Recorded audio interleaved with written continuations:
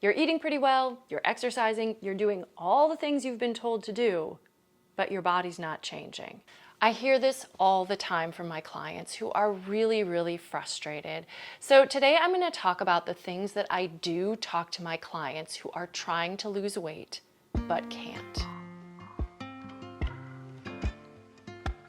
Well, hey there, my name is Lorelei and I'm a registered dietitian nutritionist as well as a certified yoga instructor.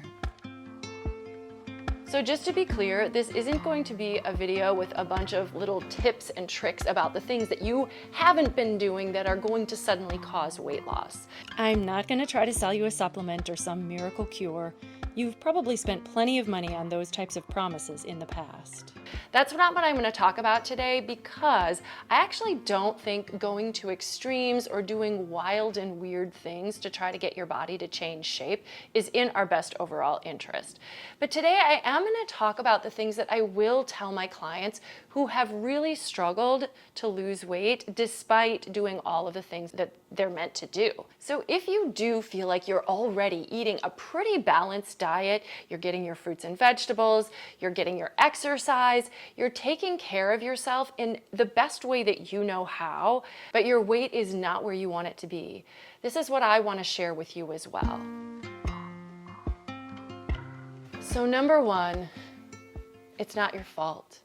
That said, it's probably also not fair. There are many factors that can impact and affect our size and shape, and we're only in control of a few of them. For example, genetics.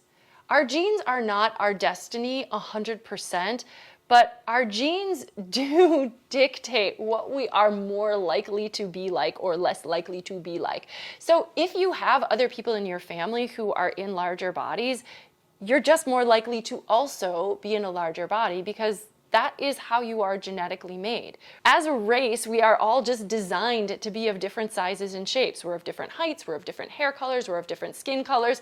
Even like the shapes of our face, our noses and our ears are all different shapes. Yes, we have different bodies, and so part of that is completely out of our control.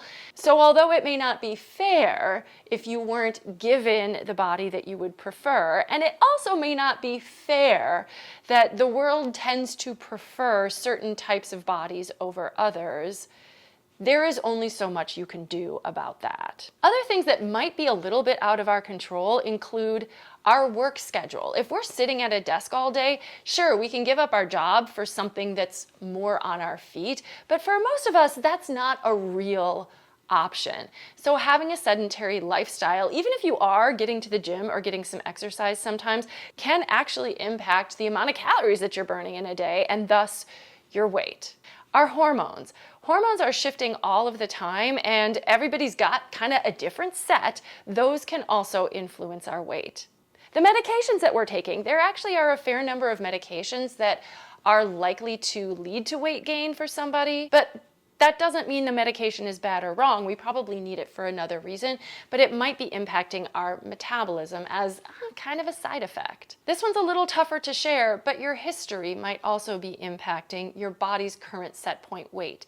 If you have a history of losing weight and regaining it and losing weight and regaining it, we do often see that this does tend to lead to a higher set point weight in a lot of individuals.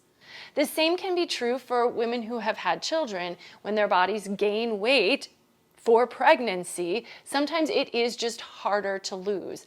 Now, I know this isn't true for everyone, and again, some of this comes back to genetics, some of it might be related to age, it could be related to a variety of factors, but these are things that really are outside of our control most of the time. I forgot to mention it when I was recording this video, but we are learning more and more about the role the microbiome plays in our overall health and even our weight. However, we don't really have the science yet to be able to change or alter the population of bacteria that live inside our gut. The best we can do right now is support what's there by eating plenty of fiber-rich foods and things like that. Number 2, lifestyle changes can have positive impacts even if they don't lead to weight loss.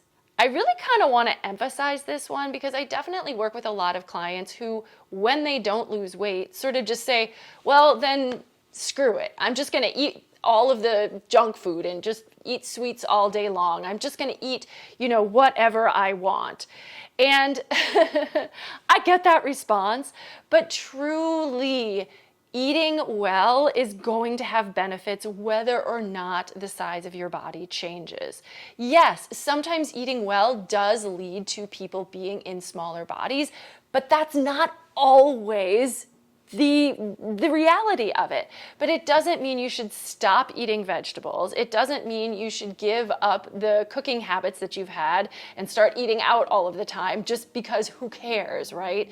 There are other things. For example, our heart health, right? Our mobility. We do want to still keep exercising so that we stay mobile for a long time. There definitely are ways to be healthy even if your body doesn't get smaller. And I know that that can be really frustrating to hear, but please don't sacrifice your health habits just because you think they're not going to cause you to lose weight.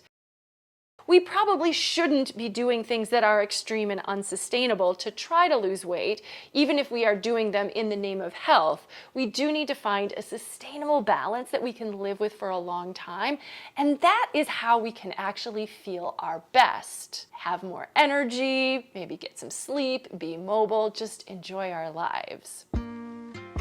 The third thing that I like to tell people, and I'm going to say what it is, but I want to say ahead of time that this is actually maybe the hardest one to tell people, and that is you deserve to feel your best in any size body. This is sometimes hard to say, not because I don't believe it wholeheartedly, but because my clients and maybe you kind of don't believe it. And so even the idea of thinking about, hey, I could feel my best at this size, it feels like giving up. It feels like giving in. It feels like you're not allowed to just enjoy your life until your body is smaller. Because if you don't feel bad about your body at the current size that it is, you will never change it. And I think, first of all, that's a little backwards. Like, I know that guilt and shame and feeling bad about ourselves, we think that those are really strong motivators. And although there is some truth to that to a point, if we actually have taken action on taking care of ourselves and doing the things that we feel are right, and we notice our body still isn't changing, number one, it's not your fault. There could be plenty of other factors.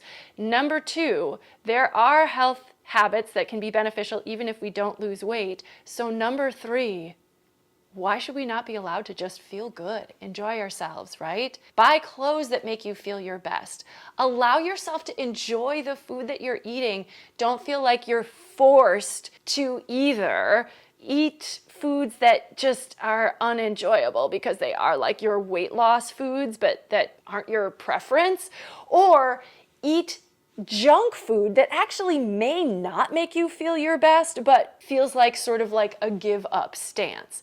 I actually think most people feel their best when they're eating a healthy, balanced diet that does include all the food groups. When we're eating consistently, I don't think most people feel their best starving themselves or binging. I don't think that those two extremes are fun for anyone.